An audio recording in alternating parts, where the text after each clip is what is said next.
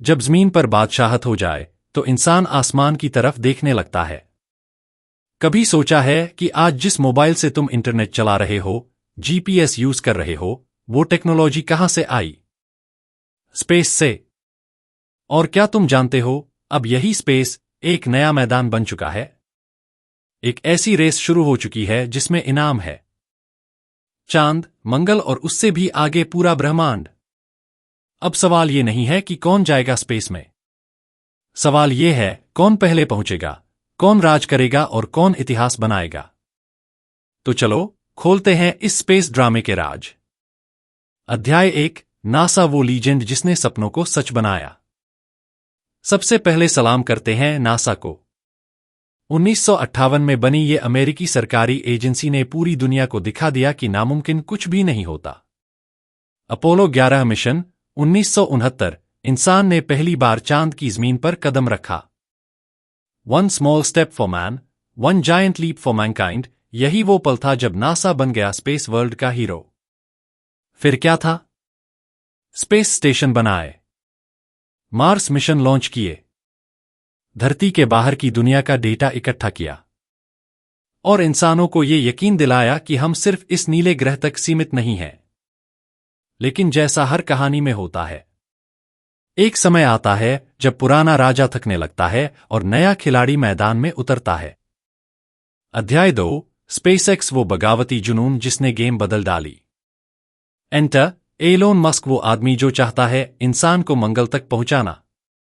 Elon ने सोचा, अगर सरकारें धीमे चलेंगी तो हम स्पेस में कब पहुंचेंगे? और यहीं से जन्म हुआ स्पेसएक्स का। अब सुनो, स्पेसएक्स ने क्या किया।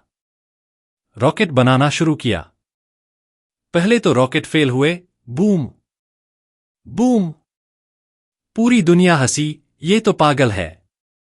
लेकिन फिर आया फाल्कन 9 और उसके बाद जादू। Reusable rockets game changer. अब तक होता यह था कि रॉकेट उड़ता और फिर समुंदर में गिर जाता, करोड़ों डॉलर बर्बाद। स्पेसएक्स ने क्या किया? रॉकेट उड़ाया, काम किया और फिर वापस धरती पर उतार दिया, सही सलामत। क्या हुआ इससे? खर्चा कम, स्पीड ज्यादा, कॉन्फिडेंस हाई और एलोन मस्क सुपरस्टार। अध्याय 3, जब नासा और स्पेसएक्स एक साथ आए। अब सोचो, एक तरफ है अनुभवी नासा, दूसरी तरफ है तेज और जुनूनी स्पेसएक्स। क्या होगा अगर ये दोनों मिल जाएं? हो चुका है। नासा अब स्पेसएक्स की मदद लेता है, एस्ट्रोनॉट्स को स्पेसएक्स के रॉकेट से भेजता है, स्पेस स्टेशन पर सप्लाई भेजता है और दोनों मिलकर आर्टेमिस मिशन पर काम कर रहे हैं, चांद पर इंसानों को वापस भेजने के लिए।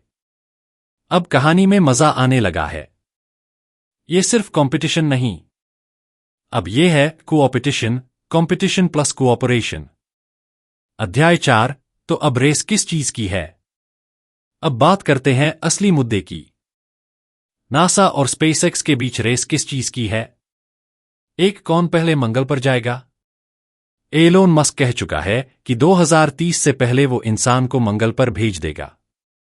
नासा की भी प्लानिंग है, लेकिन धीमी है। 2, कौन चांद पर बसा पाएगा बेस? स्पेसएक्स के पास स्टारशिप है जो भारी लोड लेकर जा सकता है। नासा भी अपने एसएलएस रॉकेट से कोशिश कर रहा है। 3, किसका खर्च कम, फायदा ज्यादा? नासा सरकारी एजेंसी है, हर काम में बहुत पैसा और टाइम लगता है। स्पेसएक्स प्राइवेट कंपनी है, स्मार्ट काम करती है, कम खर्च में ज्यादा रिजल्ट लाती है। 4, रूल्स कौन बनाएगा? स्पेस पर किसका अधिकार होगा? अगर कोई कंपनी चांद पर माइनिंग करे तो क्या वो उसकी मानी जाएगी? ये सब अब स्पेस लॉ और स्पेस पॉलिटिक्स का हिस्सा बन चुका है। अध्याय 5, ब्लू ओरिजिन भी है लाइन में। एलोन मस्क का मुकाबला सिर्फ नासा से नहीं, बल्कि अमेज़न वाले जेफ बेजोस से भी है। ब्लू ओरिजिन एक और प्राइवेट स्पेस कंपनी जो चुपचाप बड़ी तैयारी कर रही है। इनका भी टारगेट है चांद, मंगल और उससे आगे जाना। बस फर्क यह है कि जहां एलोन थोड़ा रेसिंग में है, वहीं बेजोस थोड़ा डिप्लोमेटिक और बिजनेस माइंडेड। अध्याय 6, स्पेस अब साइंस नहीं, बिजनेस बन चुका है। आज स्पेस मिशन सिर्फ रिसर्च के लिए नहीं हो रहे। अब वहां पैसा है, बहुत सारा पैसा। कैसे? स्पेस टूरिज्म, रॉकेट में बैठो और स्पेस का मजा लो। सैटेलाइट इंटरनेट जैसे स्टारलिंक। स्पेस माइनिंग, चांद और एस्टेरॉइड से मेटल्स निकालना। डेटा सर्विस, मौसम, खेती, रक्षा, सब कुछ सैटेलाइट से चल रहा है। अब तो बड़े बड़े निवेशक भी स्पेस कंपनियों में पैसा लगा रहे हैं। अध्याय 7। तो अब फ्यूचर किसका है? अब सबसे बड़ा सवाल, क्या स्पेसएक्स नासा को पीछे छोड़ देगा? शायद टेक्नोलॉजी और स्पीड में हाँ, लेकिन अनुभव और लॉन्ग टर्म प्लान में नासा अब भी आगे है। हकीकत यह है कि आने वाला समय मिला जुला होगा। NASA plus SpaceX plus blue origin plus और भी कई प्राइवेट कंपनियां मिलकर स्पेस को इंसानों के रहने लायक बनाएंगी। अध्याय 8। कल्पना से आगे की उड़ान। एक समय था जब चांद पर जाना सिर्फ कविताओं में होता था। अब तुम मोबाइल पर बैठकर लाइव देख सकते हो कि कौन सा रॉकेट कब उड़ रहा है, कौन मंगल की तस्वीरें भेज रहा है। ये वही दौर है जहां इंसान चांद पर घर बनाएगा, मंगल पर खेती करेगा, और हो सकता है तुम्हारा बच्चा वहीं स्कूल जाए। आखिरी अध्याय, जीत किसकी? नासा वो गुरु है जिसने हमें उड़ना सिखाया। स्पेसएक्स वो स्टूडेंट है जो अब नए पंखों से ऊंचाइयों को छू रहा है। यह कोई जीत हार की कहानी नहीं है, यह है मिलकर ब्रह्मांड को जीतने की कहानी। Final hook. अगर आज की दुनिया की लड़ाई जमीन पर है तो कल की जंग ब्रह्मांड में होगी, और जो आज स्पेस रेस जीत रहा है वही कल की दुनिया चलाएगा। तो सवाल उठता है, क्या हम सिर्फ देखने वाले बनेंगे या हिस्सा बनेंगे इस इंटरगैलेक्टिक रेस के? अगर आपको ये स्टोरी पसंद आई हो तो इसे अपनी आवाज में रिकॉर्ड करो, यूट्यूब या इंस्टा पर डालो और बताओ दुनिया को। स्पेस अब सिर्फ रॉकेट्स का खेल नहीं, ये हमारी अगली जिंदगी की तैयारी है।